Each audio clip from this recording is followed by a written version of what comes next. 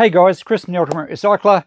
We're now going to do part 32 of the Great Farm Cleanup series, even though I'm home in my shed, because a big part of the cleanup is not just tidying up the farmyard itself and emptying out Dad's workshop and cleaning out Mum's sheds, packing stuff in boxes and putting it in the van, because something has to happen to it after that. And I've had a few people ask me, where am I putting all this stuff? Because a lot of you know I don't have much storage. So what I'm trying to do is I'm trying to process it as it comes back. Sure, there's been lots of boxes end up in the carport and a little bit of that has got out of control. But I'm trying to unbox stuff. I'm trying to process stuff. I'm trying to feed stuff straight into the shop and process the scrap metal as I get it. So I've already been unloading the van from the trip last week. Let's go and have a look and see what's left. I've got some boxes to wash up and fix up. I thought I'd show you how I do that. We've got a few boxes of other stuff to unpack, including some antique bottles that I think Shane mentioned that he was glad I found some. Nothing exciting, but let's have a look at them as well and see what they're worth. So let's go and have a look at the van first. So I have unpacked a fair bit of the stuff already, but I do bring back a lot of recyclables and a little bit of rubbish to put in our bins here because it saves us doing paid loads of rubbish to the tip over at Matoa. And also, I have mentioned before that the recycling system in that shire over there is shocking and it all ends up in landfill. So a lot of the black plastic bags will just have plastic bottles and tins and things out of the workshop and bits of cardboard and stuff that I can just put in our recycling bins here. And our curbside pickup in our council does actually go to recycling as far as I know at this stage. We have these two retro swivel armchairs. Now they're nice and clean and they can go straight into the shop next weekend. I might put them out the front. I thought I'd put $50 each on them. They should sell pretty quickly at that. I believe Mum picked them up with a two-seater from a garage sale quite a few years ago for $100. We're not worried about making big profits. We're just keen to get rid of the bulk fairly quickly and give a bit of return back to Mum. So I think $50 on each of those will be pretty good. I don't want to have to carry them around at the shop all the time, so I'll put them out the front, do a nice big sign for them. And we don't have room in the shop to actually display them, unfortunately. Here's the box of bottles that I mentioned. Well, these are the ones that I thought were worth cleaning up. There's nothing very rare in there and nothing worth very much, but we'll go through those on the bench shortly. All the other ones that were either damaged or just real plain boring bottles I did put in the recycle bin. I've got a box of books and things from inside the farmhouse to go through. I'll probably go through those at the shop. There's some just postage packets there and bubble wrap and all that sort of stuff, which I will use when I'm eBaying. And there's a little bit of stuff out of the farmhouse in that box there as well. Also, if you remember, if you saw that episode at the farm recently, there's that power hacksaw, which I think I'll just put straight in the shop, actually. I'll just brush it off so it's not so dirty. I thought $50. We'll see how we go. Someone did mention that they are still quite usable, but even though they're kind of old technology as far as workshop hacksaws go. We will shortly take this little set of shelves made out of old boxes just back into the lawn, give that a wash up. I think it needs a bit of repair because it started to come apart as I loaded it. A few other things in little boxes will wash up. I'll give this old wood box a wash out and a clean up so that they can go at the shop, out the front of the shop on the weekend and hopefully sell it fairly quickly. So there we go. There's not a lot left in the van. Oh, we do have all these Encyclopedia Britannicas in boxes over here. What was in that? I think there's some of Dad's old clothes, new socks and things. We'll give that to the local charity shop. Now, yes, there's some Encyclopedia Britannicas. That's a large atlas. There's another bag full of just recycling out of the shed, so they're just plastic bottles. So I'll put that in our curbside bin. There's room in that at the moment. And this box down here. Yes, Encyclopedia Britannicas. 1960s era. Very expensive books, I may have mentioned last time. This is volume 21. And they, I don't know if there was I don't think it was a door-to-door salesman as such, although I know that that's how they sold them back in the 60s and 70s. It might have been a telephone call that Mum and Dad got, or maybe someone did drive up to the farm. And these salesmen used to use a a little bit of a dubious line from what I've told, because Mum told me they did stress a fair bit about buying these because they weren't cheap. I think she said, geez, it would have been in pounds, I think, like £500 or something. It was probably a payment plan, but it's a lot of money. And the salesman used to use the old line of, you know, how much do you value your kids' education? Do you want your kids to succeed in life? And it's almost a bit of a guilt trip. You know, if you don't buy our encyclopedias, you'll be responsible for your kids failing. That sounds pretty severe, but that's the psychology those guys used. So, difficult to get rid of those. We probably will give the set away, but the yearbooks I find we can sell. There's a fold-up table there that someone made. I think Mum might have picked that up at a garage sale as well, so that should sell. Some wire baskets here that just clip together. Might be handy at the shop for display, otherwise we'll sell them or even give them away. The whole purpose is to process the stuff from the farm without it going to landfill, and if we can get a bit of a return for Mum, then that's fantastic. Alright, let's take these bottles through to the workshop. Alright, let's have a look at these bottles. Now these are possibly from my original collection, or they may have been ones that we found on a property that Mum and Dad purchased in the 70s. I honestly don't remember, but these ones I figured are worth washing up. So this one has never been washed, obviously, from when it's been found. No marks on the base, but it's got that large moulding ring around it, and there's no styrations. It's an older bottle. There's a seam that runs up the side here, you should be able to see quite clearly, but it disappears in the neck. So it's an applied top. It's probably it's earlier than 1920s. I think I'd put that around 1910. MBCV is Manufacturers Bottle Company of Victoria. Quite a big glass bottle company, and the nice green shouldered one would sell okay. It's certainly not rare. I'd probably just put $10 on it, but it is in good condition. A little rough around the top, but I think we'd get 10 for that. It is a beer bottle. Another one from the same company. This is the normal long neck style. It does have the seam just go through to the top, so a little bit later, I would say into the late 20s. And, well, okay, that symbol's probably earlier 20s. That's AGM, Australian Glass Manufacturers symbol. We're getting a view of that.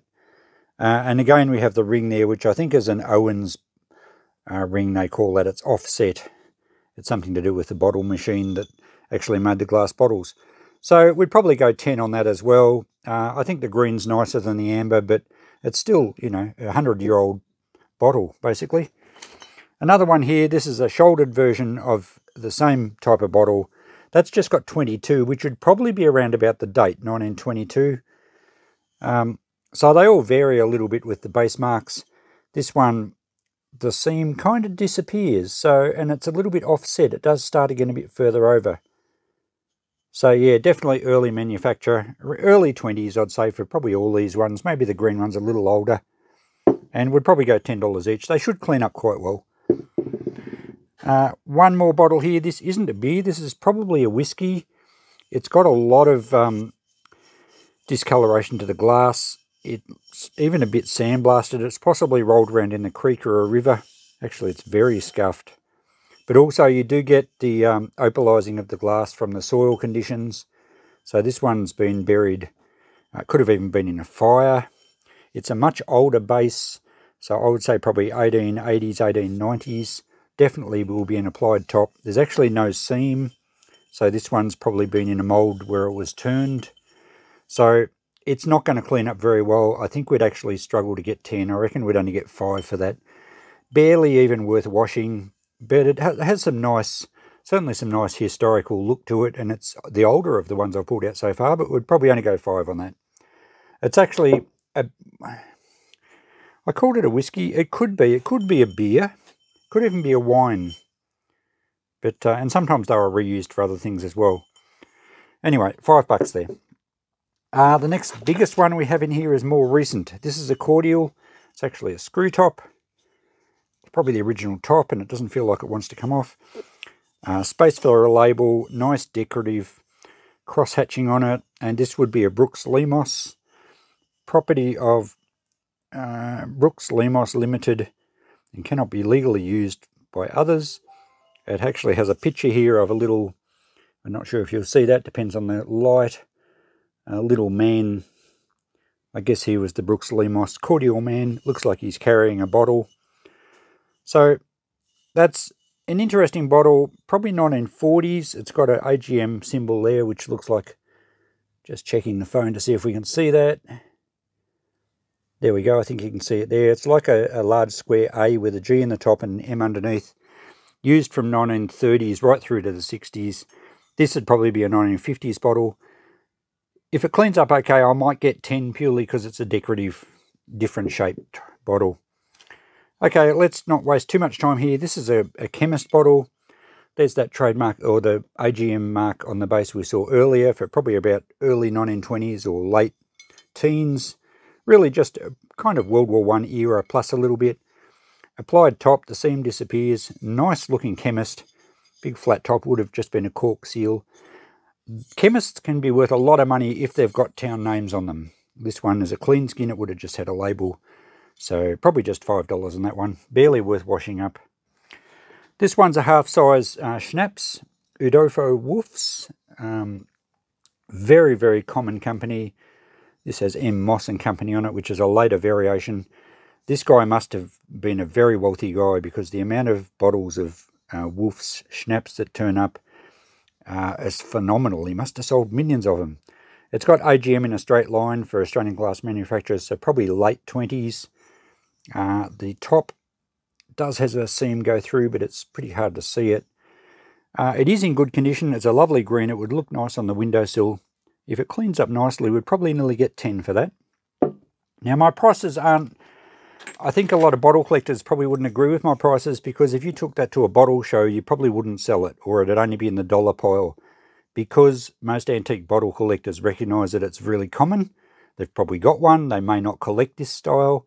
But for someone that just likes an antique bottle on their windowsill to maybe put a few flowers in or something, as a home decorator item, I think we'd get 10. Little cream here, or a half pint milk. No brand on it. A lot of the times they have a dairy's name on them. This one doesn't. The wide mouth milk tops were generally up to around about 1950. They had a cardboard wad that you had to push in to open. From the 50s onwards, they went to or into the 60s, they went to a foil top where you peeled the foil off, and that was for hygienic reasons. Little milk bottles do sell okay. We'd probably just get 5 for that one though. This one's a very wide mouthed top. It's probably a chutney or a pickles or something. It is a smaller version of it though. Not really sure on that one. Nice aqua green, early 1900s, but other than a slightly unusual shape, there's not a lot going for that one. So maybe 5. This one, I can tell straight away from the shape that it's an R. Harper & Co. Let's see the embossing. Yep, R. Harper & Co.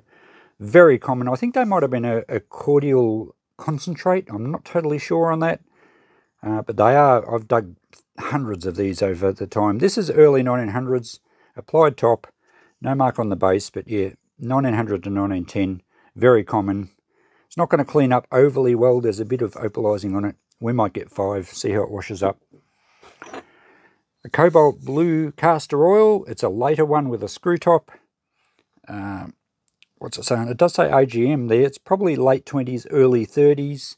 First of the screw tops, I'd suggest.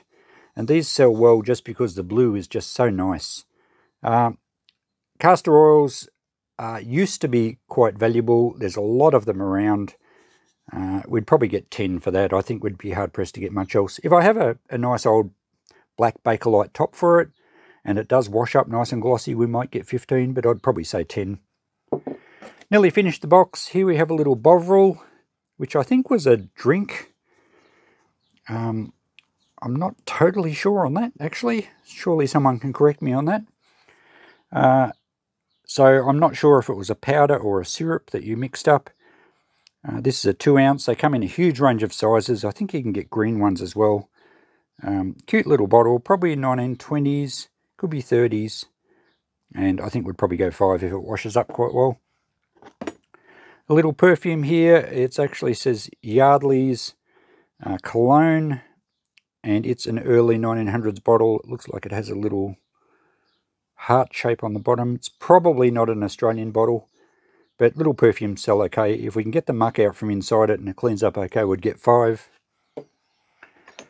A milk glass one, and this is Vegemite. Some of them say Vegemite on the bottom, some are other things, but this is a genuine Vegemite jar, probably 1930s.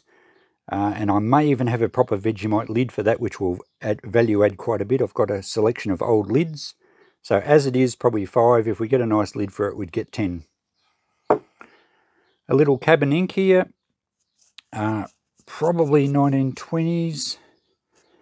It says Angus on the bottom. So really hard to get all the dirt out of that. I probably nearly should have thrown that in the recycle bin, because by the time I clean all the dirt out, I'm going to struggle to get $5 anyway. So reward for effort perhaps isn't there, unless all the dirt pours out. Oh, look at that. So that's a little cabin ink, so named because of its shape. A rest on its side to put your quill. Yeah, we might try and wash it up. It should get 5 if it's clean. A few to go. Another nice blue one, double triangle on the bottom. I think this is probably a Vicks jar, and I don't have any tops for these. Probably 3, might get 5 if I find a top for it, but its only saving grace is that it's a nice blue. Here we have a very common medicine. It's Wood's Great Peppermint Cure for coughs and colds. I wonder if it works on COVID. Very common bottles, but this is a good example of one. It's a lovely green. It should clean up nicely. You certainly wouldn't get $5 out of a seasoned bottle collector for one of these, because a lot of collectors probably throw them back in the hole. But in the shop, washed up, I'd easily get 5 for that, purely for someone that just likes it. They don't have to be rare. Now, there's a couple here the same. These are the last 2 in the box. I'm not sure what these ones are. Not to be taken, so it's a poison of some sort. Has a bit of ribbing on this side, and a lot of poisons bottles do have ribbing or stars on them. And I think the theory was that at night you could feel what was perhaps not something you shouldn't drink. So if you're reaching for the cough medicine, you would go for the one that you could maybe feel the embossing. Maybe that's almost like Braille. But if you feel ribs or stars, it means not to be taken. So not sure what would have been in those. Some sort of poison. I can't quite read what it says on here. Just a property details. But a lovely green, a nice emerald green. I'd possibly get $5 for those each if they clean up okay. So there's a small group of unwashed bottles. And as I've mentioned, most bottle collectors probably wouldn't bother with any of this. But they'll wash up quite okay, and we'll get a fairly good return through the shop over time. I'll show them washed up just before we finish up this video. Now, preparation for these boxes or crates out of the shed is really just a hose down, and I just use a broom head to brush them off. And that's really all I do to clean them up. Don't go to too much trouble.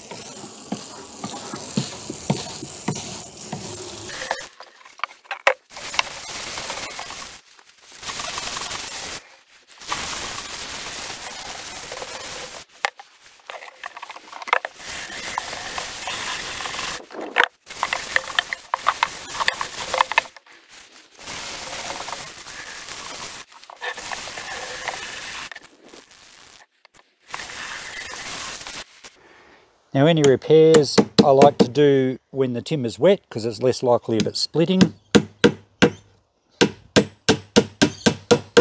And I also like to use old rusty nails. A new shiny nail looks way out of place on an old box.